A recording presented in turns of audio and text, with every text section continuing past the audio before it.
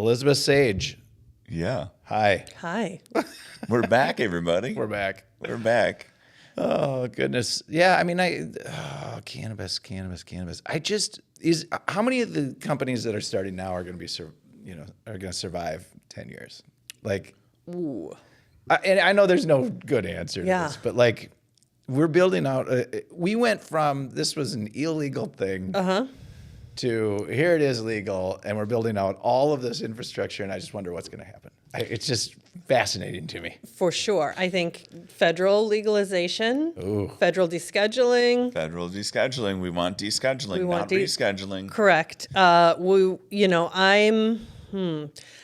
I want movement. Yeah. So, like, I can universally say I want it to be different than it is today. I have lots of opinions of where I would like it to go. Mm-hmm. I'm open to it just not being as restricted as it is at this moment. That's my hope, that something happens different this next year. I think there's the hemp market too. And so it's hard because I say cannabis and I mean all of it. Yeah. But there's truly the hemp market and the marijuana market. These are two separate things. These are two things that are the same that are regulated differently. Yeah. Which is really, it's just a legal term, everybody. I mean, hemp, legal term. Marijuana, legal term. I mean, these are the same plant from what Same I'm plant. told. Yep. Cannabis is what it is. Yes. Yeah. The other two things, they matter only in legality and the way that we talk about it. Weird. Yes. Well, and truly, if I think about the Farm Bill and what I think that they were intending, I think they were talking about industrial hemp, which is a different sort of cannabis. Yep. I think we've taken it and run with it, and you can't put toothpaste back inside the tube, which you probably could, but it would be really messy, and you're not going to be able to get all of it in there. It feels like an arduous process. So what you do is, figure out from here, where do we go? And I don't know the answer to that. I don't know that anybody has the answer to that. I think you put some parameters around the Farm Bill. I think they've been kicking that can down the road, and they've purposefully created the beast that they have. They've seen this happening, and they have allowed states to do things at the state level, which I don't inherently have an issue with, but we have a lot of people who don't fully understand the reasons that they're doing things. And I'll say even here in Minnesota, most of them, right? Yeah, all of society is that way. Here in Minnesota, the proposed 70% caps on concentrates is like a wild one to me, because I'm like, you do understand what concentrate means, right? I mean, I get it. Yeah. And, like that, it doesn't, and whether or not we're preserving that for the medical market, I think that's kind of a bullshit answer too, because that's not, you can't deny somebody access to the same thing that will help them because one person has a card that says I can, and the other person doesn't have the money to buy the card that says I can. Mm-hmm. Like that's, that's where it gets real. It's an access issue, right? It does become an access issue. It's an access issue. It's and then everybody has this desire to protect the kids, and we all want to do that, right? But do we? I mean, I've got my kids. Of course we want to protect the kids, but have we done as a society, have we done a very good job of this? Are we actually Why is this? Yeah, this is our line in the sand of protecting the kids. And what are we protecting them? I mean, there's the reasoning some gunplay in schools from time to time, right? Right. This is not good shit. It's the reasoning. And we don't protect our kids very well most of the time. Right. Anyway. It's the reasoning for the regulation, the legislation, the criminalization. Mm-hmm. It is what everybody hides behind when they're making restrictive regulations. It's, we're doing it for the kids, or we're doing it for this, or we're doing it for that, and we're trying to protect society. And there is a big part of society that still really sees it as harmful. So I also have to remember that just because in my mind it's a very different thing doesn't mean in other people's mind it's not still terrifying. It isn't still a gateway that all these things aren't happening. We're slowly seeing that stigma roll back. I'm seeing it. That's part of the reason we decided to show. Yeah. In hopes of reaching some people who, are newish to the industry, or the not the industry necessarily, but that too, but the newish to the idea that this is legal now. Yeah. This is going to be okay. We're not all going to die. Nope. And it's very real for some people. And so like whether or not that's real for me, it doesn't mean it isn't for them. And so understanding that that's where they're at, and how do I give them 1 or 2 or 3 nuggets of information that's like, oh, actually, I didn't think about it like that. She said nuggets. She did say nuggets. I did. And that's what, starts to unlock things for people, but it can be a really slippery slope too. And so like I said about, food, and for me, how, once I was like, oh, I want organic cannabis, oh, I want organic food, like you start to realize like, oh no, all the food I eat is actually really bad for me. And like, oh, my air is kind of dirty and my water is not so great. And like, it's a whole shift that can happen in people, like if done a certain way. So I can understand like there's a little cognitive dissonance for people too, of just like, that's not for me. Right. Right. Yeah. And it's the easy way, and that's an okay way because it's what you want to do, and that's okay. That's okay. Right? But the restrictiveness, it kind of just brings me to the amount of people that are still locked up for the plant. For sure. And the, decades. Like there's some folks that have been in for decades, and it was a non-violent cannabis crime, and they're locked up. And even the folks that did get locked up for a shorter period of time for a low-level cannabis offense still has that on their record and is not even a candidate for hire for so many places, right? Well, what's wild is like not even for the industry that put them there. Like that's been one of the disappointing things to me, is that the badging process in a lot of states requires people not to have felonies on their records. And so these people who maybe have had years of experience growing the plant and doing all these things and, caught a charge and were away for a couple of years, they can't play in the industry that they helped build. And that's where I think like my love for Northern California, not just because of the plants that they grow, but because they're what kept this plant alive in the United States. Like they're what kept not only genetics, but just the hope that it could be something more. They're the people who started those early days of the medical market. And there's a lot that's owed to them that will never be repaid to them. Sure. But that story repeats itself in tons of different pockets across the country. Like Northern California, absolutely the epicenter of it. But there are people who have been growing medicine for other people throughout our country this whole time. And so they deserve an opportunity to play in the legal market. They have no less impact. Just because somebody changed their mind and said it's no longer bad, it's good, that's not, and listen, life isn't fair. The justice system isn't fair. Like none of it's fucking fair. But, and it's way complicated. It is way complicated. We have created, it just feels like this whole thing, as we've done these shows and I've gotten to know more about the industry and stuff, I'm like, man, what a mess. What a complicated and awesome, really, really nice people in it. And some really great stuff happening, but so many hopes and future dreams pinned on like my shop and I'm going to grow this. And there's so many people out there waiting for something to happen. But waiting for something to happen, I'm waiting for something to happen too, but I'm not waiting for anything like positive, right? to happen.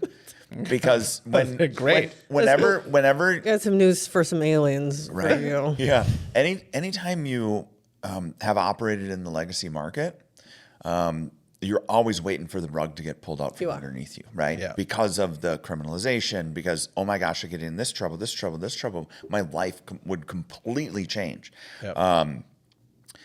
And, because of some of my actions, somebody spent 3 months in jail. Right? And I didn't get ratted out for that, but that could have been me. 3 months in jail. And I could have had that record and all of, oh my gosh, I don't know. Just and so you, like, that's the thing that you're kind of waiting on when you're that, instead of, and I'm not saying like everybody come and be a part of what you want to be a part of. Right. those are the folks that the newer to the plant, welcome, right? But also you came out of the corporate world and you decided you wanted to go into cannabis and you're going to get a recreational license in the adult use market and all of these things, and you've got some cash and all of these things and you've got all of these hopes. I have the opposite. Right. Just simply because I'm fully expecting, like, what happens if my business goes away? Right. Just goes away. I'm like, well, I guess I'll go get a job. Well, to any of those corporate people listening, like that, I'm your girl, because I will pull the rug out from underneath you on day one, and then we'll rebuild it the right way. And that's really what it is people don't understand cannabis is not the same as other businesses. And thankfully I've had enough exposure to all of the different facets of the industry that I've been able to see people make mistakes so that my clients don't have to. Right. And that's, you're right though, like it's a wild ride over here. And there's a lot of people, people have heart, and I love that. But that doesn't build a business. And that's where cannabis, I think we talked about this a little bit before we went on the air, and most people who work in cannabis do it because they love it. And the people that's what I'm finding. Right. The people that don't, I think often people are like, well, why are you even here if you don't love it? Because like we're pouring our blood, sweat, tears, all of our time into it, but we don't ask that of other industries, right? Like when I worked for a private investment company, I didn't love investments. I didn't eat, sleep, and breathe derivatives and, shorting and things like that. Right. I was aware that they occurred. I needed to know certain things in order to function in my job role, but like at the end of the day, I didn't care. And we don't, in cannabis, we want people to live and die. And, sometimes I think we need to by the plant, that is, not just, we're all going to live we and are die. all going to That's live like and a die. thing, but, I think sometimes we need to take it a little less seriously, like step back from it and distance, like, this is how I feel about the plant, and then this is how I feel about my business. My girlfriend Angelique said to me the other day, we were talking about business, and she had this analogy posed to her. People always say, like, my business is my baby. My business is my baby. It means so much. Like, it's my everything. Would you sell your baby? Like, I'm not asking that, but I'm saying. You didn't put a price. How old are they? it depends. Let's talk more. I think I still call my 17-year-old right, my baby. But I might sell him. Yeah. At this point, he can kind of fend. Kind of fend for himself. You get the last year. Yeah. I did. I think that's maybe the most expensive year, though. Like those just leading into college. I might have to sell it. Right, you might have to in order to pay for some things. But the point being, like you have to have a healthy distance from the decisions that you make because they're good for your business versus because you love something. Right. And that's the part that I think sometimes people in cannabis don't quite get right, is we let our love for the plant cloud our business minds.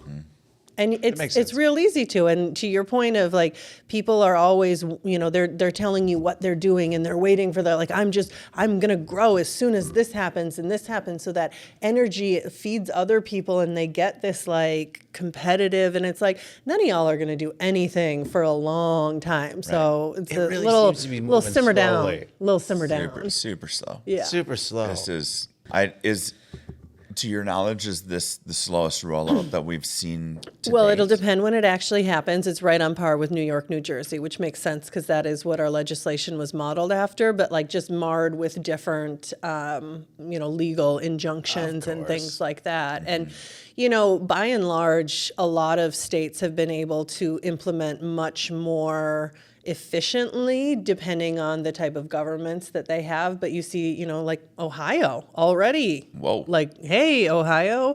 New Mexico is another one, pretty quickly came online. Arizona.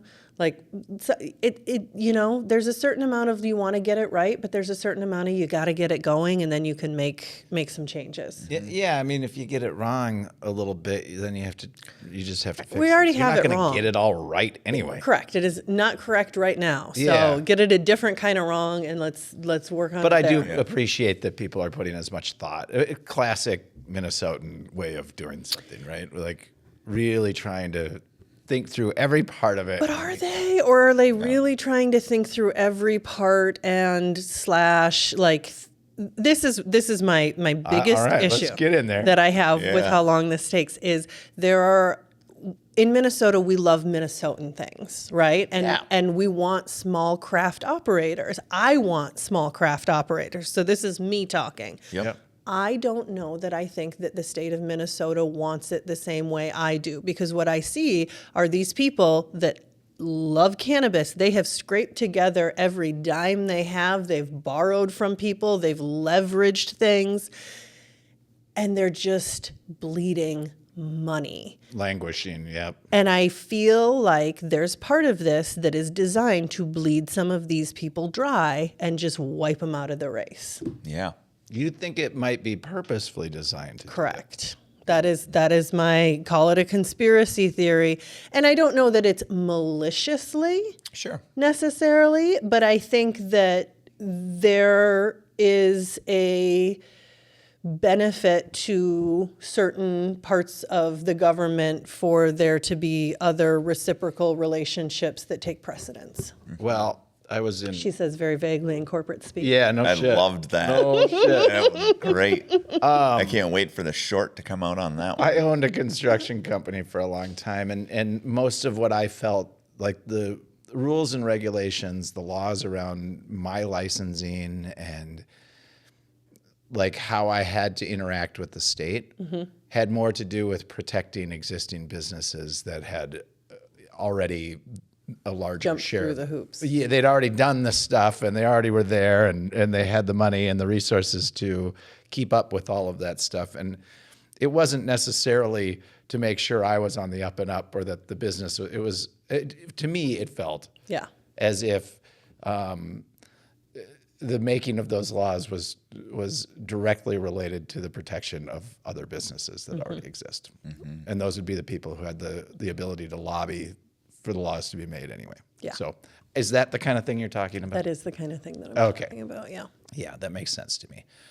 Because I doubt there's like people in a smoky room somewhere, you know, saying, let's bleed these people dry. Listen, not at the OCM. I'm not sure they're in any smoky rooms. And that's, I think, part of the problem, too, is like, again, that separation of like running things as a business versus a cannabis thing. Like, it's a lot of people that are making legislative, legal decisions as legislators, not cannabis consumers who have any idea what the end user wants, what the production mechanisms or, you know, cultivation mechanisms are needed in order to get that end product. But you've been to like a city meeting. Sure. Right? Yeah. And they're going through the procedural shit. And it's like, we've got 5 things to do tonight. We got 5 decisions that need to get made.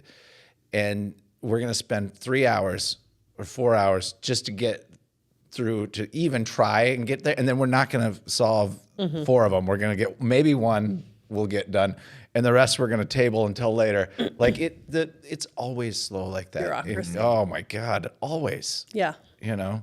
So well, I mean, look at what they did with CBN in the hemp side of the market and how restrictive that was. I mean, 0.5 milligram or THC-V now outlawed completely. Unbelievable, right? Yeah. Like, I mean, I can understand. It's a varin, and each cannabinoid has a varin, but essentially it is a version of THC that is very energetic for most people. And it is it is psychoactive. It's about 1/10 as psychoactive as THC. Okay. So you don't have a ton of worry there, but people use it, they call it diet weed all the time. It very, very uplifting.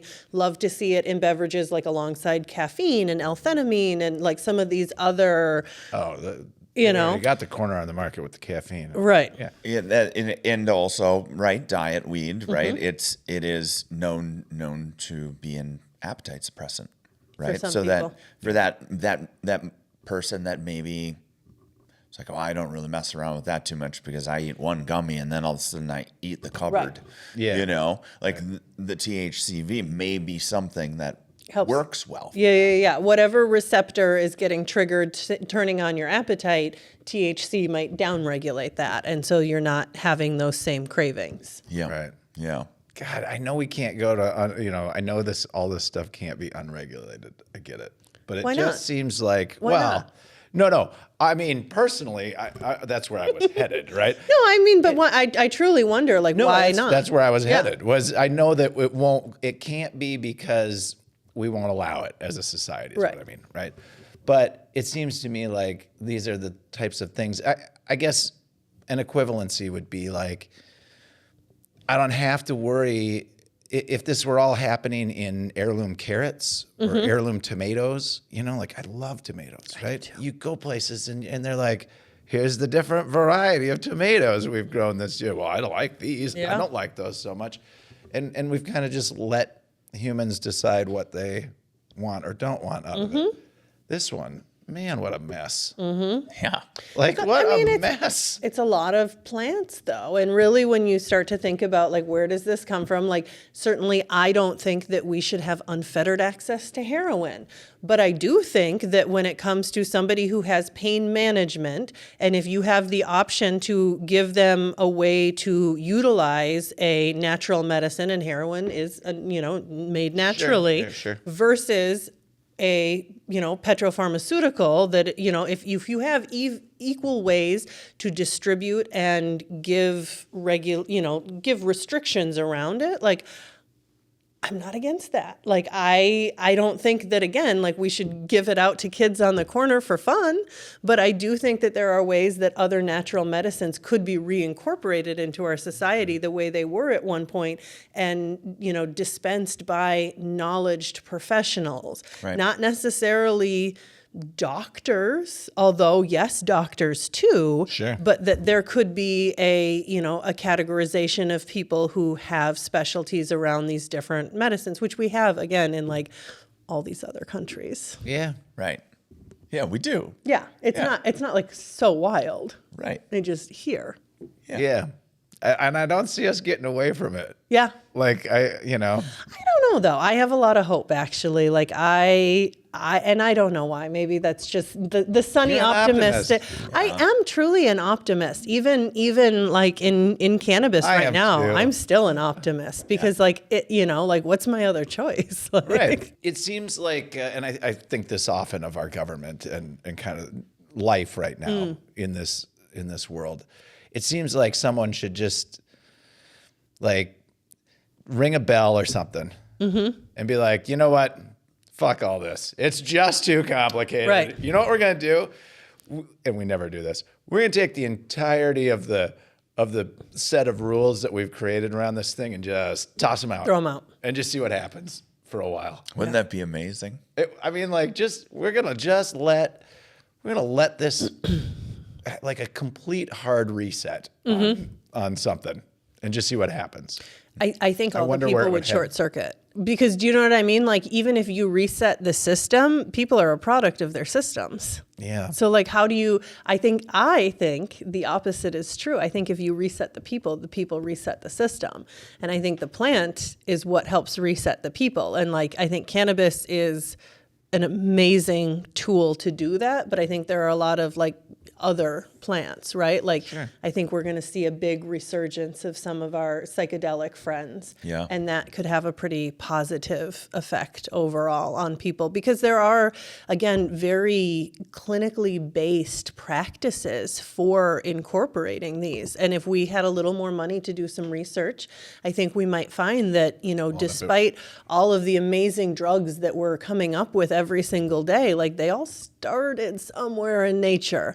So like, maybe we could go back to that a little bit and see what else is there. And like, maybe we don't have to play with it quite as much as we are to get the things that we need out of it. Yeah, I mean, we're awfully heavily medicated or whatever. And a lot of that stuff is, I mean, there's these times when you know someone and you love them and they're dying of this or that, and the medicine is what's saving them or what's good, and then there's how did we get here though? Like what caused this ailment in the first place? How much of this is our, by us developing all these unnatural things and then putting them out there into the world, and then I don't know. It's the whole. Is it the chicken or the egg, right? Yeah, it's the whole. Yeah. Like, are we sick because we're eating the wrong things? Is it the agricultural industry? Is it the food industry? Is it It's all. Is it pharma? I know it is. I know It's it is. every bit of it, right? I'm not huge into the conspiracy stuff, but that's not really even conspiracy. That's just sort of reality of where I don't think that it was in each case people with bad intentions. I truly don't believe that it all started with bad intentions. I think it just so happens that money corrupts people. Yeah. Well, and people it's a money thing. At the end of the day, people get these ideas, like researchers are like, oh, you know what, we've figured out what little chemical causes this thing to happen in your body that could be beneficial for people. So let's make a whole bunch of that and put it into people. And then it's like, oh shit, we didn't realize it was going to do this other thing. So it's not always bad intent. It's just sort of nature, the nature of humans. And large-scale application of things too, right? Like sometimes you try something and it works in a couple people and you're like, great, and you roll it out and it's like, ooh, when that trial population is much larger, like that's when you start to see some of these negative side effects. So I think, we're looking at like Ozempic now and some of those GLP-1s, it was a different kind of medication. This was this, like the positive byproduct of it. You roll it out to a huge population, and now a couple of years later, you're starting to see like it works amazing for a ton of and that's great. There are different side effects that people didn't necessarily have when we were only using it. Right. And so what are you willing to risk, right? It's your risk reward, that thing. I think of it as a visual. I think of it as like the day, we developed flight, right? And that's cool. Now, and then you fast forward, and now we're flying all over the planet, and it's detrimental to us, right? Or we get space flight, and we go up, and we're like, look, we're in space, and it's really super cool. And now you look, and they've got these satellite images that track space junk, and you're like, holy shit. Yeah. There's that much. We're just throwing it up into orbit now. Floating around our planet. There's that much stuff up there causing trouble. How are we ever going to get through this? I think, it's the same thing with the regulations around a plant, a frickin' plant that we can all grow. And that's pretty fantastic as far as home grower rights. 100%. In Minnesota, right? I mean, we can all grow it. Yeah, that sounds better. It's amazing. Right? I mean, tomatoes. We may not be able to grow it as well as Elizabeth grows it. No, you know what? I don't grow. Like that is, either. And people are always surprised by that. And I can do a lot of things very well. And there might be a day and time that I can grow cannabis very well, but I have 3 kids and a 150-pound dog, and I keep as many things in my house alive as I have capacity for at the moment. Right. Like right over where Mill City Ruins is right now, there was two buildings. I think it might be a hotel. I love these old buildings. This is what our office was like, and they'd converted it, but there was a waterfall in the inside, which is wild when I think about it now. They had one wall that was all mirrored up like 6 stories, and there was a waterfall, and there's a river running under the Mississippi. No, Bassett or Bass Creek. Oh, that's cool. But it used to be like through the building. Well, there's there was sort of a gorge through here, and it comes out right here actually. That's that little bridge or something that you said you could see. Anyway, it runs right under the building, and they used to have a viewing dome in the middle of the building, but then it started to get so polluted and gross that they covered the dome up. Yeah. Oh man. Anyway, because we can't have nice things. Because we can't have nice things. There was too much space junk accumulating in the toxic river that they had to. That's right. That's us. Yep. Oh, let's regulate weed. I don't know. I don't get it. You schedule it. Now it still doesn't make sense to me. Anyway, Elizabeth, thanks for coming in. I mean, I hope I maybe broke it down a little for you. I don't know. Did I make it more complicated? No. I think I'm as not the normal host of this show, because Landry should be here. I'm trying to figure out exactly what it is that this show is doing. So this is the tail end of season 2. Here. Yeah. Season 3 is coming up, and I just want to. I'm seeking more purpose for the show. So we'll figure out what that means exactly. But it's been great so far. It's been a ton of fun to produce, ton of fun to be a part of. Yeah. and things are moving, but we got to figure out, like, you know. What do people need? That is actually the question that I ask myself all the time. Yeah. Is like, what do people need? And I don't know if this is going to be helpful to you at all, but what I have found is we need to stop making everything about cannabis and incorporate cannabis into everything we're doing. And Minnesota has already started doing a great job of that because of beverages and gummies like yours that are available in places. But instead of going to a weed event, instead of going to a smokeout, like I want to go to a barbecue and there's a cannabis consumption area there. And the event isn't about cannabis, it's about barbecue, or literally insert any food category. I will go to a festival for anything, but have cannabis there. Maybe it's a yoga festival and it's all different yoga things, but there's a consumption tent. There's a conscientious consumption tent. Yep. Maybe it's a sports ball festivities, right? And ball. Sports ball. Whichever one you want it to be. I get it. Right? I get it. And there's a component, or I love seeing it in different, last night I went to the Dakota and at the bottom of my menu, it said THC menu available. Yeah. Great. Give me the THC menu. I don't want a cocktail. Right. My dining companion might, but it's nice This that is very I have an similar option. to my friend Jen Verale, but anyway, her message is same thing, but I want there to be like really nice craft non-alcoholic cocktails, so that it's just normalized, Yes, right? correct. So that you don't have to worry, is my companion going to have this? Am I going to have that? And you want THC to be in the same. Yeah, just throw it in the mix with other things. And I think we are doing that. We are pretty here. well in Minnesota. But I will tell you, it triggers a lot of people on my Instagram stories when they see the life that we're living here in Minnesota, and they're like, "I wish I could do that. I wish I could do that." Right. And I will say to our Minnesota listeners, like, it's our market isn't perfect and our market isn't even fully launched yet, but it is doing some really cool things that a lot of other markets are not and haven't had the opportunity to do. And so, like, regardless of all of the opinions that I have of it, like, I'm really proud of what we have, and I am really excited at the potential that it has for our model to be rolled out across the United States. And whether that is hemp-based or whether it is, it's all cannabis. So however we figure out our end product. Isn't it more efficient to just go? Low dose, it is, that's a whole nother, but like low dose cannabis beverages, however they originated, like that should be the model for people. I've said it when I've been on the show before. I've said it. I think that's ultimately the future. I agree. In part. Well, Sure. let me phrase that slightly differently. It's way easier for the average mom or dad or whatever to grab a 4-pack of some THC beverage than it is to go home and explain to your kid that you're going to roll a joint and smoke it, right? Just a whole different thing.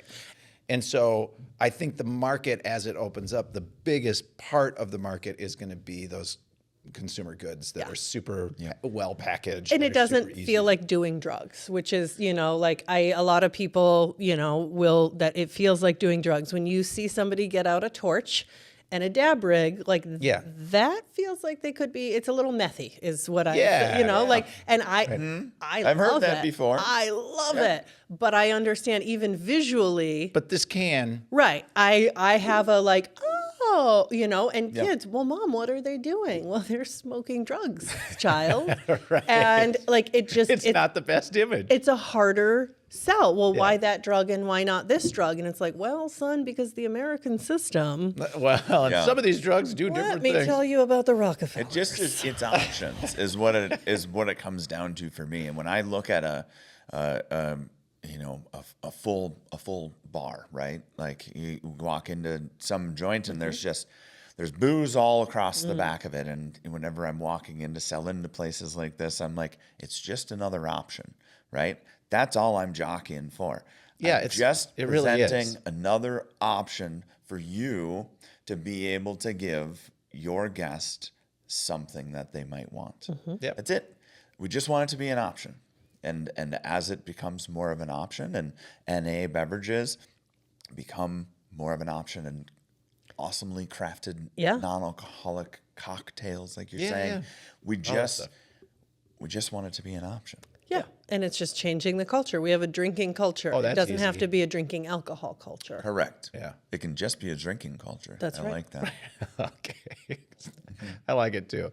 Good. Is that where you want to wrap, Sam? I think that sounds Yeah, good. Yeah. that's good. Yeah. All right. Well, thank you so much You're for joining welcome. us. Yeah, it was fun. Enlightening Great me. fun. Yeah. Confusing Is you? that what happened? Yeah, something. Am I more enlightened now? I don't know. We'll check in with you tomorrow. Yeah, we'll see. We'll see. Tune in for the start of season 3 to see what happened to Sam. Yeah. Here we go.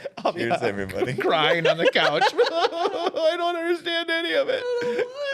I can't wait for that short. That short's gonna be the best. That's if the aliens don't come before then, guys. There's a 50-50 chance right now season 3 is just not going to happen mean, because never they're all know. going to come and You know, if that's what happens, like maybe this is the Yeah. right time for it. Yeah. We seem to be catapulting ourselves into oblivion anyway. Maybe the aliens need to come and be like, you know what it is? It was "Whoa, when we humans, whoa." started telling them that we knew about the space junk and we weren't going to do anything about it. They're like, that's it. We're coming down. Speaking of space junk, I know the show's over. Yeah, have you seen this stuff where there's like unauthorized, unknown drones flying around in groups around the country? Yeah, Yeah, New that's what I'm Jersey in talking about. particular, Like, yeah. I think they're probably aliens. Well, I think there might be man-made drones too. I'm not sure, but like this goes back to my we create something, and some kids like, I mean, I remember flying the little things 10 Right. years ago. They'd have them at the mall, and you're like, this is so cool. And then when there's a big one hovering over your house, you're like, that's not so fucking cool. cool anymore. What are they looking at? Like, why did? Now we weaponized them. Great, way to go, humans. Yeah. Yeah. All right. It's like those terrifying dog robots. We can't leave good enough alone sometimes. Scare the shit. I don't even know what that is. The dog robots? No. It's kind of like, I don't know. It kind of looks like they kind of look like cats. If Yeah. people ever are mean enough to Oh. like put the tape on the bottom of a cat's paw, Yeah, you know, and this. they do I've that seen weird. Yeah. I saw the other day. I saw a autonomous delivery bot at the like U of M hospital campus. Yeah. So this is like something's got to get from one point to another, and there's probably a pilot program, or maybe it's been around for a while. But anyway, this bot was like a little wheeled tracked thing, and it was going to go from one place, and it's sitting at the curb, and the humans are just walking across the street. But it's looking back and forth, and there's always a car or always something going. So it sat there for fucking 15, 20 minutes. It was like, I can't go. I can't figure it out. Like, is this really better to send the bot? Is it really better to send the little robot, or should we just send a human with the thing? I saw it was a bunch of, I think it was in Arizona, they have a lot of autonomous cars there, and there was somebody double parked, like a delivery vehicle, an Amazon, and all of these different autonomous vehicles came up, and they all just, because the one guy couldn't go around him because the other one was there, and nobody could move, and there was like 6 of them that just kept coming and building up, and none of them could move because like their algorithm would not allow them Yes, to. right. Yeah. Don't let the algo Humans. get you. Humans. Listen, they told us in Terminator and we didn't listen. They I know. promised. We haven't listened to any of the apocalypse. No, but can I tell you my hot take is that all of this was decided before, I'm 44, and I think all of this was decided before I had any decision-making capabilities. We still don't have any decision-making That's capabilities. I'm very 49. It's still the boomers. They're still they're doing it all. Anyway. Well, if you're listening to this podcast, please release the robots.